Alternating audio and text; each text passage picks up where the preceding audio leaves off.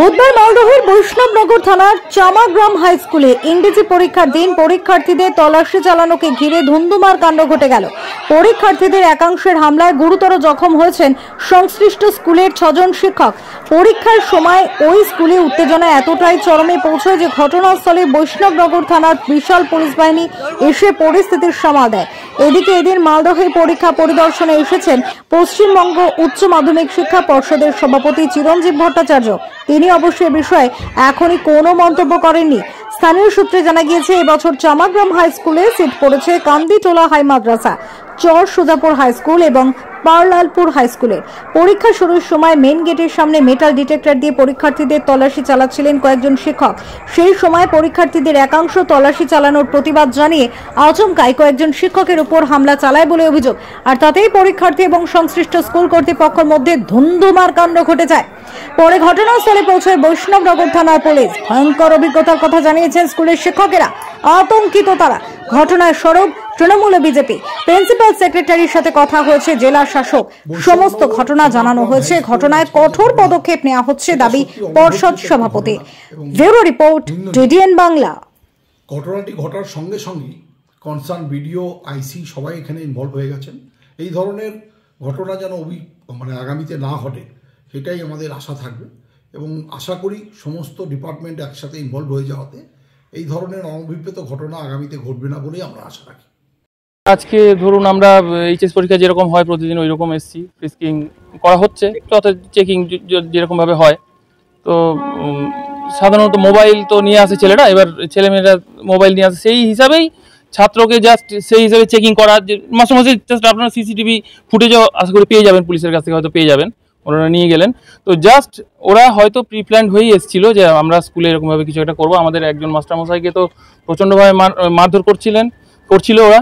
তারপরে আমাদের হেডমাস্টার মশাই থামাতে আসেন, আমরাও কয়েকজন যাই একসাথে গিয়ে আমাদের হেডমাস্টার মশাইকেও, তারপরে ওই মাস্টার মশাইকে তো মেরেছেন, তবে হেডমাস্টার মশাইকেও একদম 3-4 গুচি একদম করে মোটামুটি আমাদের 6-7 জন টিচার ভালোভাবে আহত হয়েছেন। এবং তার মধ্যে একজন ম্যাডাম, উনি একটু অসুস্থ, ফিজিক্যালি হ্যান্ডিক্যাপ্ট, ওনাকেও মেরে রীতিমতো ওনার হাতে আঘাত করা হয়েছে।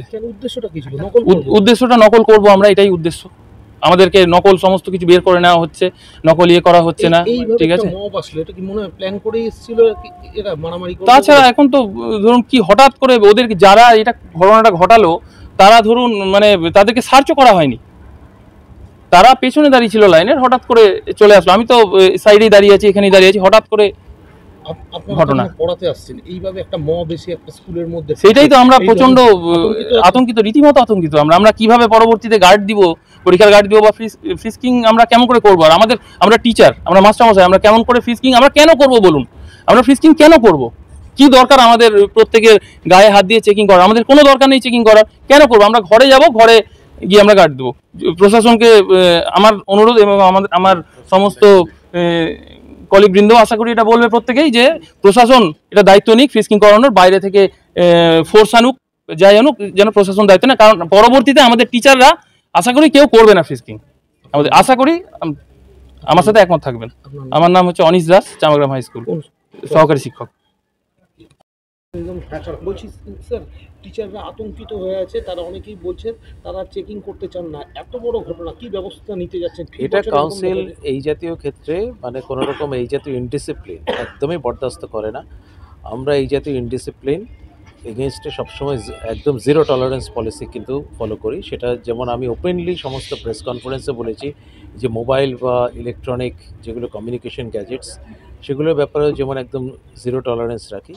এই জাতীয় অনৈতিক ইল্লিগাল কাজকর্ম, যেটাকে ইনডিসিপ্লিন একদম, আর বিশেষ করে এখানে মাস্টারমশাইদের গায়ে হাত দেওয়া হয়েছে, মহিলা টিচারকে পর্যন্ত স্পেয়ার করা হয়নি। অত্যন্ত নিন্দনীয় এবং আপত্তিকর ঘটনা। খুব ভয়ঙ্করভাবে আতঙ্কিত হয়ে আছি, কারণ এরকম সিচুয়েশান আমরা এক্সপেক্ট করিনি। এটা বিয়ন্ড আমাদের এক্সপেকটেশান। হঠাৎ করে যে এরকম একটা মব চলে আসলো, একবার নয় দুইবার হলো। একবার এই জায়গায় একটা ঘটলো দুর্ঘটনা, মারপিট হলো। আর কিছুক্ষণ 15-20 মিনিট পরে আবার দুটো ঘরে, হেড স্যারের ঘরে হামলা করলেন। ওখান থেকে এসে আবার আমাদের টিচিং স্টাফ রুমে হামলা করলে যেভাবে হয়েছে, একটা ম্যাডামের হাতের জয়েন্ট ছুটে গেছে, হিউমেরাস রেডিয়াসের জয়েন্ট ছুটে গেছে। 5-6 জন টিচার আমাদের হসপিটালাইজড হয়ে আছে, আর বাকিরা আঘাত হয়েছে কিন্তু হসপিটালাইজড হতে হয়নি, কিন্তু সবাই আমরা অ্যাফেক্টেড হয়েছি। কিন্তু এরকম একটা সিচুয়েশন আমরা সবাই ভয়ঙ্করভাবে আতঙ্কিত। নেক্সট টাইম ফ্রিস্কিং আমরা দায়িত্ব নিতে পারছি না, মধ্যশিক্ষা পর্ষদ সেটা ব্যবস্থা করুক বা পুলিশ প্রশাসন যারা নেবে দায়িত্ব, আমরা সেই দায়িত্বটা নিয়ে মার খেতে চাইছি না। ও ছাত্ররা যখন হড়োহড়ি করে একসঙ্গে সব ঢুকছিল স্টাফ রুমে, তখনই আমরা বেরিয়ে আসতে চাইছিলাম। ওই সময় টেবিলে রাখা ছিল গরম জল, সেই গরম জলটা আমার ছিটকিয়েছে হাতে এসে পড়ে। মারধর ওখানে করেছে, ছাত্ররা ঢুকে টিচারদেরকে ধরে মারেছে। অ্যাসিস্ট্যান্ট টিচারের মাথাতে এত জোরে মেরেছে, ওর সিটি স্ক্যান না করলে এখনো ছাড়বে না। কেন মারধর করলো কেন? ওই যে ওরা ফিক্সিং করতে দিবে না, ওরা নকল করবে, এটাই ওদের দাবি। চেকিং হচ্ছিল? চেকিং হচ্ছে, আমরাই চেকিং করছিলাম। কি নাম আপনার? আমার নাম বিলাস চন্দ্র মণ্ডল, কি পোস্টে এখানে আছে? Assistant teacher. ঠিক আছে।